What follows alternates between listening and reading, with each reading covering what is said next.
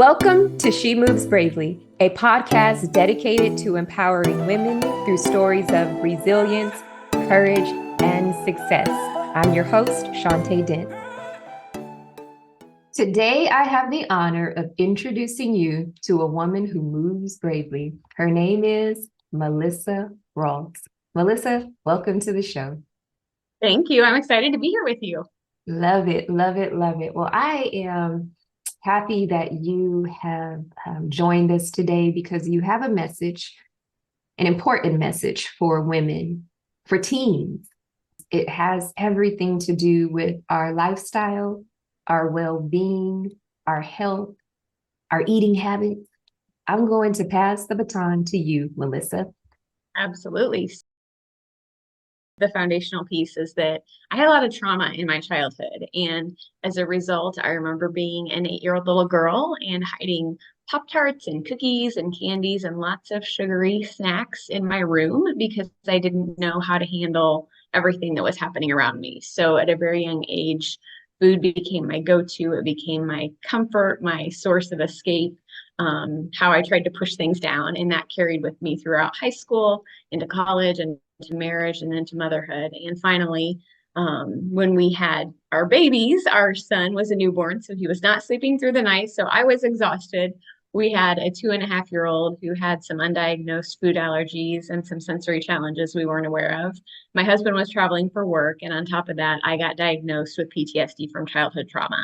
So that led me on a healing journey and meeting with a naturopath and learning about the impact of food and mood and overall health. And I think so many times we're only taught this relationship between food and weight. And so that really opened my eyes to there's so much more to food than just weight. And so I broke free from that sugar addiction that started in childhood and really found freedom, and am here now to do the same. So that's a little bit of my story.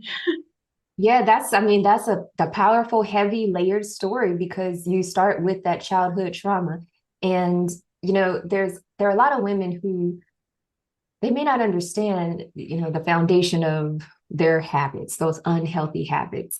And I think about that trap that we find ourselves in because we struggle with what we think is the norm, except no, this is an unhealthy habit that was developed from coping from that childhood trauma. And now you think, hey, when I feel stressed, this is what I'm supposed to do. And in your case, you came to that realization. Now, you talked about how it hit you really when you had your son. Did you have any signs, concerns prior to having a son? Like when the reality hit, like this is not healthy. Were there signs prior to that? And if so, how did you handle it?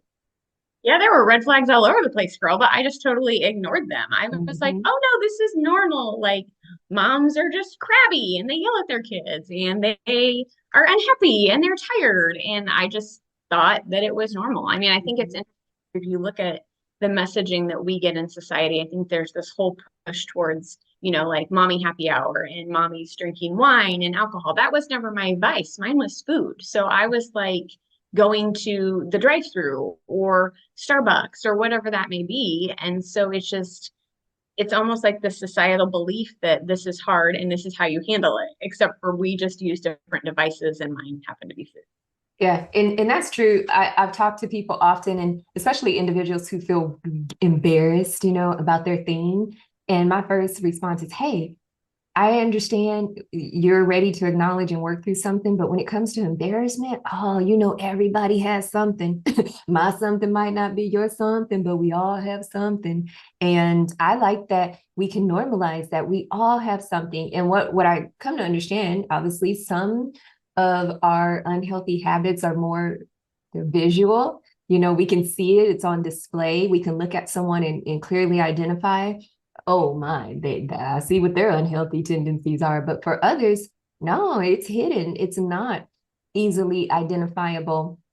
And I wonder if sometimes that makes the struggle even more difficult because, it's like my little secret we could find in the same category of unhealthy eating. I just want to shed a little light, and this is slightly in a different direction, but how we can think about unhealthy eating, but if we look at someone and we physically, wow, look at her. She's so pretty and here's the word, thin. And we assume, oh, she must not have any health issues or unhealthy eating isn't her thing. But I just want to shed light on that because let's take it a step further. Like unhealthy eating habits will manifest differently for everyone. And I don't know, for some reason, maybe there's someone out there who just needs to hear it. But for some reason, that's kind of on the forefront of my mind, how someone might dismiss the essence of your story of the work you do because of the assumption of it's not that bad because I'm not overweight, it's not that bad because externally I look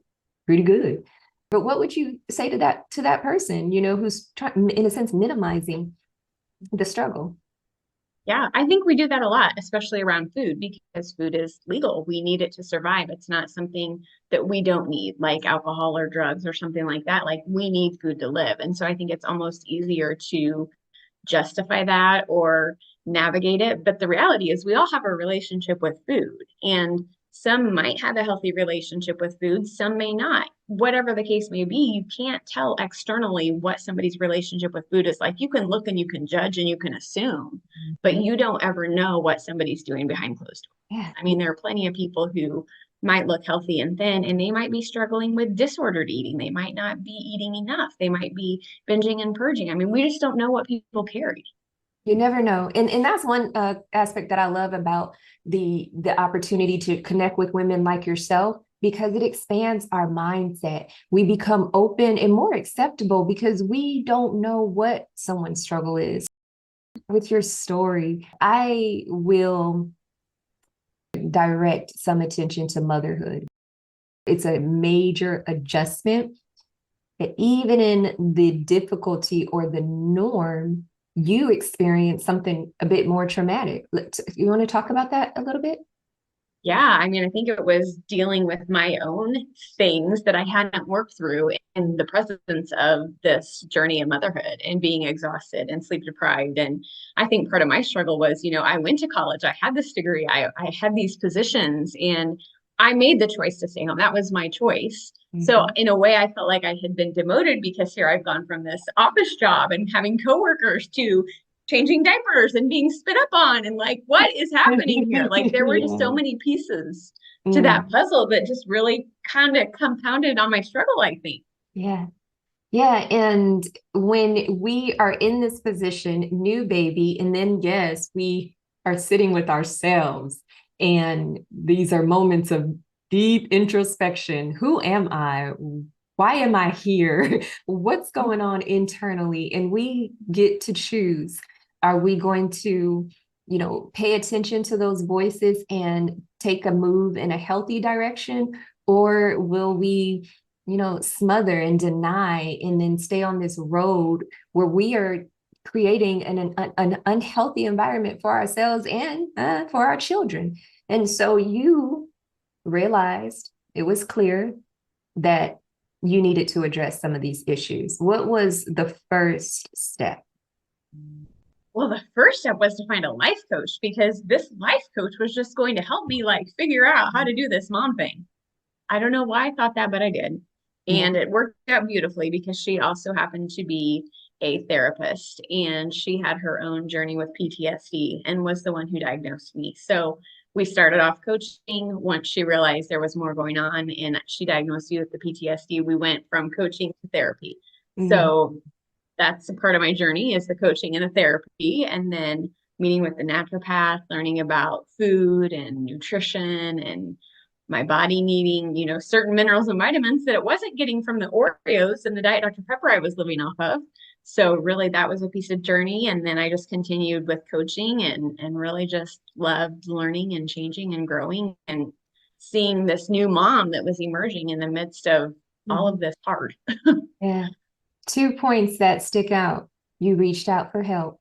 You didn't stay isolated. You didn't try to fight that battle alone. You reached out for help, for support.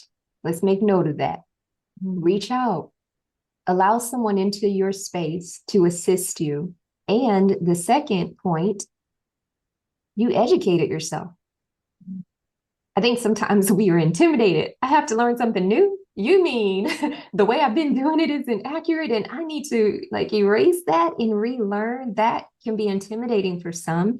But here, brace yourself, ladies. When change is on the horizon, we're not telling you it's easy, it's simple, quick fix. We do want to encourage you to have an open mind and be open to relearning how to take good care of yourself so you can remain healthy. You have a statement that I read, it touched me. I can attest to this. You said, I moved bravely in my trauma to be the wife and the mom my family needed. Yeah, I mean, I had to heal and work through that. Like part of the way that I was showing up was I was crabby, I was irritable, I was not pleasant. I just didn't want that for my family. So really, they were the reason I changed. I'm like, I don't want to model this for my kids. I Yep. don't want them to come from this. I don't want them to think this is how we treat people. Like I'm a woman of faith, and I was like not in alignment with that at all. And so it was Yeah. really important to me to like figure this thing out so I can be that role model for them and to that environment in my home that I want them to have and I want them to come from and I want them to experience. Because I think Mhm. so many times all we know is what we come from. And then we get out into the world and we're like, oh, wait, you had it like that? Ooh, I like that better. Oh, I'm really glad I didn't have that. So just it was Yeah. important to me to create that for them. Beautiful. You know, I love to hear you share that the change, your why, rooted in your family and your children. I have to say, it's easy to just get fixated on ourselves. And to your point, when we consider this is how it's always been, or this is what I observed, this is what I endured growing up, this is my norm, we can easily get stuck in that space, in that mindset, and in that lifestyle. And even once we acknowledge it's unhealthy, how many of us still stay stuck? We stay in that space. But if you can identify the why, if you're not able to solely, I'm just going to do this for myself, no strings attached, forget about everyone's, I'm going to do this for myself. It's the right thing to do. Let's go. Sometimes that's not enough because you're so comfortable with the way it's always been. You get comfortable in the discomfort and comfortable in the dysfunction. When we can look beyond ourselves for my family, for my spouse, for my children, because we are powerful beings, we are influential, we make marks that sometimes are difficult to erase. So why not make a lasting impression that's going to benefit your lineage? And when you talk about being a woman of faith, so I think about the word of God in the Bible where it talks about when it comes to our children, that we are to train them up in the way they should go, so when they're older, they don't depart. So many golden nuggets in the word, in the Bible, in terms of how we should parent. What I think about often is a part of the training is, what am I teaching them? Because they're watching me. And if I overeat when I'm stressed, what might they do when they get stressed out? If I don't have healthy tools in my toolbox that I implement when life is going and feeling all over the place, what am I teaching my children? How am I teaching them how to communicate, how to handle conflict, all of those things? And I just, my heart is filled with joy. And this hits home because we always talk about the future and our children, but our influence is the greatest influence in their lives. And so if you're out there and you are a mom, pay close attention because you can make changes, yes, that will be for your good, but it goes beyond you. If you have a partner, if you're married, I guarantee your partner will be experiencing deeper levels of joy and satisfaction. And if you have children, you are doing them a great service by positioning yourself to be a healthy mom, and you're making a lasting impact on them. You made a choice. You identified this problem, the concern. You intentionally did the work, And that led you to a deeper level of work with other women. Yeah, it was just my own journey and realizing there were a lot of transformations. Mostly what I experienced was internal, but there was external as well. I did lose weight and had this transformation. So a lot of people were just coming to me. What did you do? How did you do it? And I'm like, you know what? There are a lot of people who are where I was, and they think that it's just about the food and it's just about, oh, I'll do this diet or I'll do this program, but it's about the inner work. It's about the healing. It's about learning new habits and new ways of handling emotions and feelings and just it was a total transformation. And so I went to school to become certified to become a holistic health and life coach and really be able to empower and equip those around me to do the same thing. Because I think a lot of times what happens, Shantae, is we will have this experience and we will say, oh, I did this and this and this. And so I would tell you what I did, and then you would try to do it and replicate it. And because you're different than me and because you have a different experience, you're not going to have the same results. So it was important to me to have a process where I could really help people get the same results I did based on where they're at, what their season of life is, and what they need. So that's why I went to school. I like that because we can present a framework and allow that individual to fill in the spaces. Here's a framework, but in terms of the specifics and the details, absolutely, that will vary depending on you, your lifestyle, your experiences. But what's important, Melissa, you mentioned the first step is doing the inner work. If we want it to last, if we want it to stick, it's the inner work that will lead us to creating the new habits.